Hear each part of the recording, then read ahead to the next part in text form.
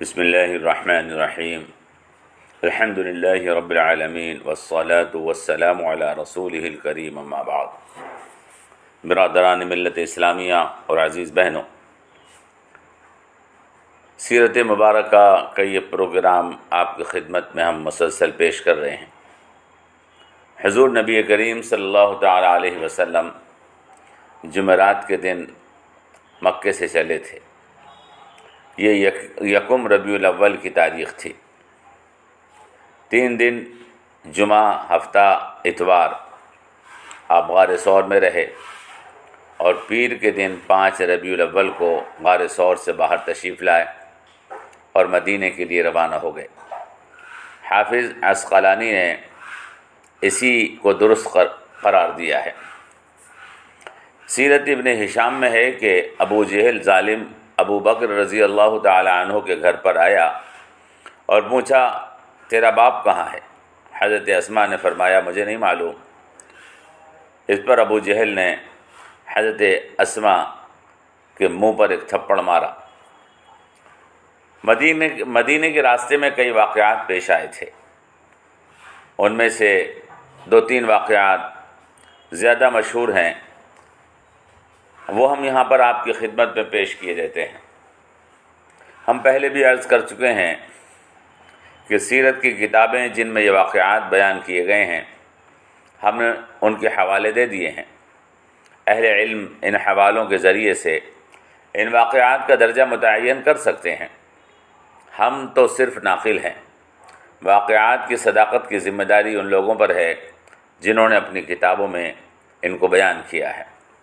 اس سلسلے میں قصہ ام معبد بھی ہے۔ لکھا ہے کہ غار سے نکل کر حضور نبی کریم صلی اللہ تعالی علیہ وسلم مدینے کو چلے تو راستے میں ام معبد کا گھر پڑتا تھا۔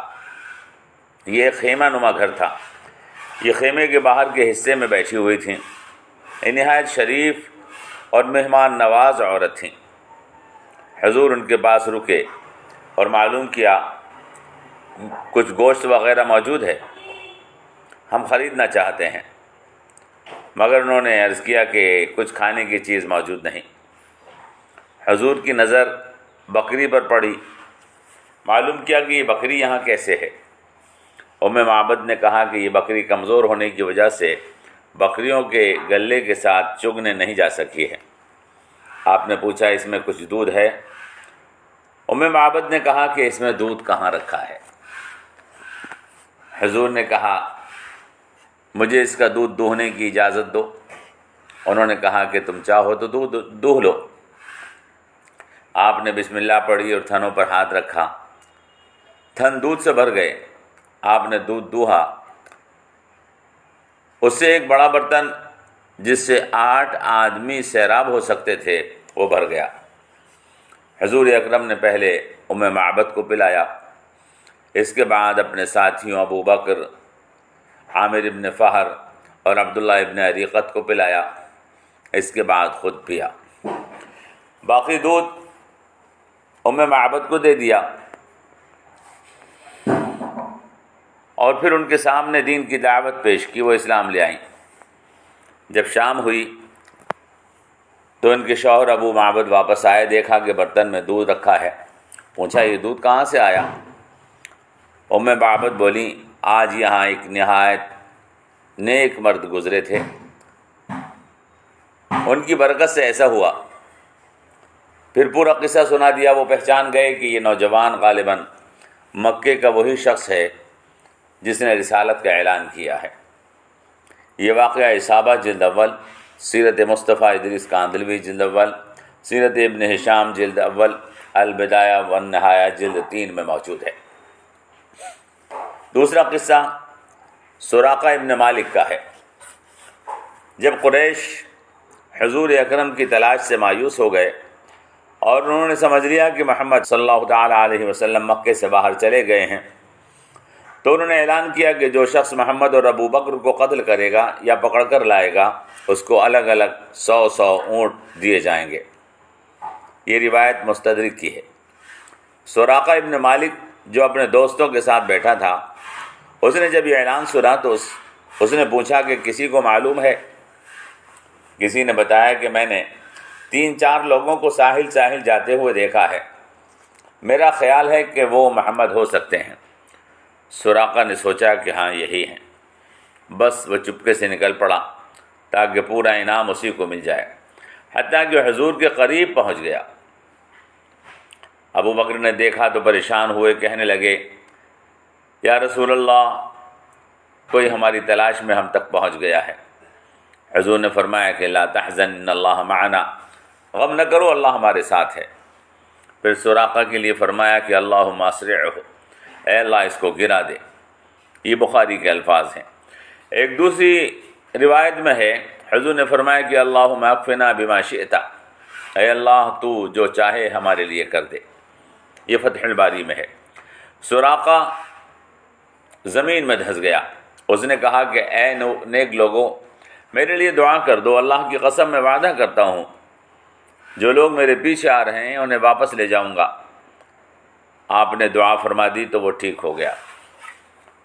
بعض روایات میں ہے کہ یہ ایسا 3 دفعہ ہوا۔ سراقہ کا کہنا ہے کہ میں اس وقت سمجھ گیا کہ اللہ ان کو ضرور غلبہ عطا فرمائے گا۔ میں نے حضور اکرم کو قریش کے اعلان اور 100 اونٹ والی بات بتائی، اور میرے ساتھ جو کھانا تھا وہ میں نے حضور کی خدمت میں پیش فرمایا تو آپ نے کھانے کو قبول کرنے سے انکار کر دیا اور کہا کہ بس تم اتنا کرو کہ ہماری اطلاع کسی کو مت دینا۔ سراقہ کہتے ہیں میں نے حضور سے درخواست کی کہ آپ مجھے ایک تحریر لکھ دیں کہ جب مکہ آپ فتح کریں گے تو مجھے امن رہے گا۔ حضور اکرم صلی اللہ تعالیٰ علیہ وسلم نے عامر ابن فہیرہ سے کہا کہ تم ایک تحریر لکھ کر ان کو دے دو۔ یہ واقعہ بخاری جلد اول میں ہے۔ ایک اور حدیث میں جس کو فتح الباری نے، زرقانی نے، اصابہ نے اور صاحب استیعاب نے نقل کیا ہے، اس میں ہے کہ حضور نے ارشاد فرمایا کہ کیف بک یا سراقہ اذا لبست سوار کسریٰ، اے سراقہ تیرا کیا حال ہوگا اور وہ وقت کیا ہوگا جب تو کسریٰ کے کنگن پہنے گا۔ چنانچہ حضرت عمر رضی اللہ تعالی عنہ نے جب ایران فتح فرمایا تو کسریٰ کے کنگن جو مال غنیمت میں سے آئے تھے سراقہ کو بلا کر اس کو پہنائے۔ حضور اکرم صلی اللہ تعالی علیہ وسلم کی اس پیشن گوئی کو اس طرح سے پورا فرمایا۔ ایک اور قصہ جس کو قصہ بریدہ اسلمی کہا جاتا ہے اور اس کو قصے کو زرقانی نے بیان کیا ہے اور دلائل بیہقی کے اندر بھی یہ واقعہ موجود ہے۔ بریدہ اسلمی ایک قافلے کے ساتھ اس راستے پر پہنچ گئے، 70 لوگ ساتھ تھے۔ یہ بھی لکھا ہے کہ یہ بھی حضور اکرم صلی اللہ تعالیٰ علیہ وسلم کی تلاش میں نکلے تھے تاکہ ان کو بھی انعام مل جائے۔ جب یہ حضور کے قریب پہنچے، حضور نے پوچھا کہ تم کون ہو؟ بولے میں بریدہ ہوں۔ بریدہ کے معنی ٹھنڈک کے ہوتے ہیں۔ حضور نے حضرت ابو بکر سے مخاطب ہو کر فرمایا کہ اے ابو بکر اب ہمارا معاملہ ٹھنڈا ہو گیا۔ پوچھا کس قبیلے کے ہو؟ بولے بنو اسلم کا۔ فرمایا کہ انشاءاللہ ہم سلامت رہیں گے۔ پوچھا کس خاندان سے ہو؟ بولے بنو سہم سے۔ حضور نے ارشاد فرمایا کہ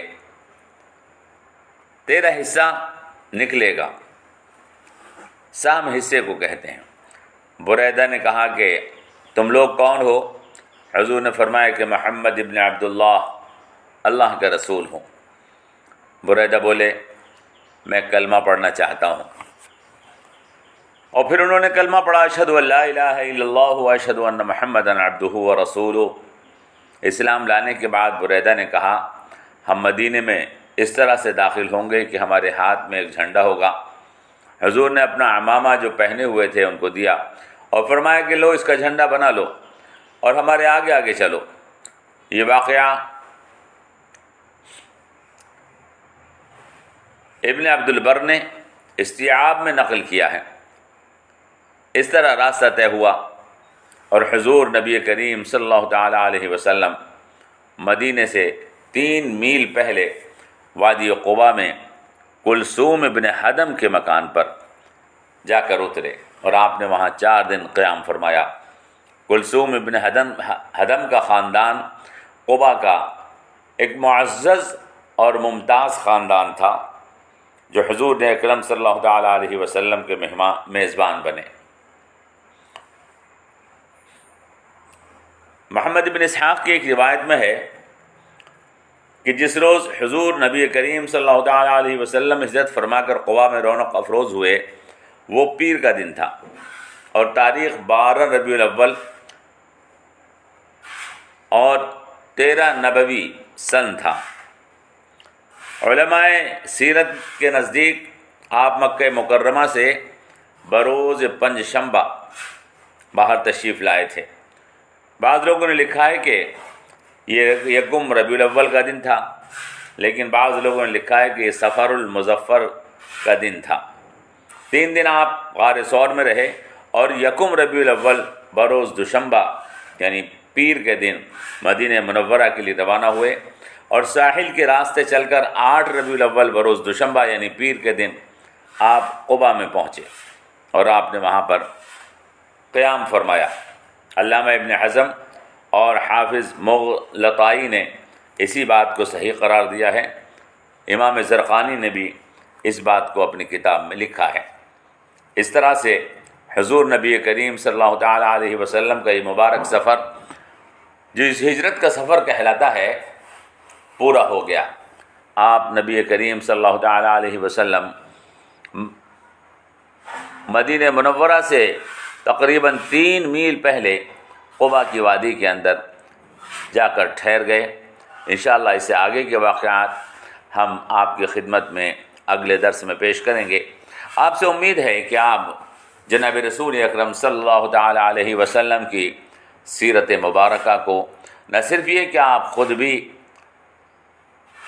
اس کو نہایت محبت اور احترام کے ساتھ سن رہے ہوں گے، بلکہ ہمیں آپ سے امید ہے کہ آپ اس کو اپنے دوسرے ساتھیوں کو بھی پہنچا رہے ہوں گے۔ ہم نے آپ سے عرض کیا کہ سیرت مبارکہ جناب رسول کریم صلی اللہ تعالیٰ علیہ وسلم ان لوگوں کے لیے جو آپ سے محبت اور الفت رکھتے ہیں، اور صحیح واقعات جو کتابوں کے حوالے سے آپ کی خدمت میں پیش کیے جا رہے ہیں، ان کا آپ کے لیے جاننا نہایت مفید اور کارآمد ثابت ہوگا۔ آپ کے ایمان کا اضافہ، آپ کے علم کا اضافہ، اور اس کے ذریعے سے بہت سے ایسے پیغامات آپ کو ملتے رہیں گے حضور کی سیرت مبارکہ سے کہ جن کا آپ کا موجودہ حالات میں جاننا بہت ضروری ہے۔ اللہ سے دعا کیجئے کہ اللہ تبارک و تعالی ہمیں جناب رسول اکرم صلی اللہ تعالیٰ علیہ وسلم کی مبارک سیرت کو مکمل طریقے کے ساتھ سمجھنے، جاننے اور اس کو اپنی زندگی کا حصہ بنانے کی توفیق عطا فرمائے۔ السلام علیکم ورحمۃ اللہ وبرکاتہ۔